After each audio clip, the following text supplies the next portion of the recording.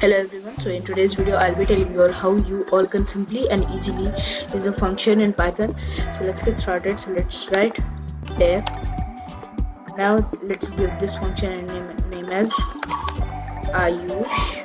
Then give brackets. You can see it's highlighted in green, means it became a function. Now let's just give it as a column, right?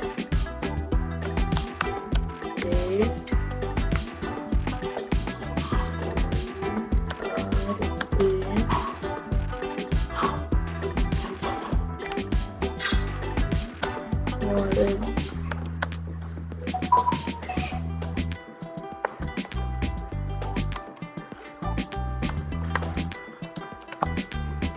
Ayush function, you can see.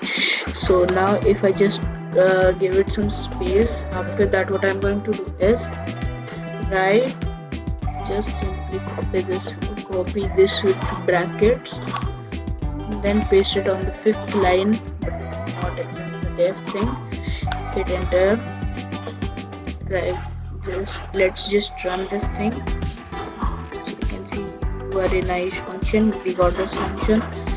So I hope you all understood it, how to use functions in Python. Thank you for watching. Please like, share and subscribe my videos, and I'll meet you all in my next video.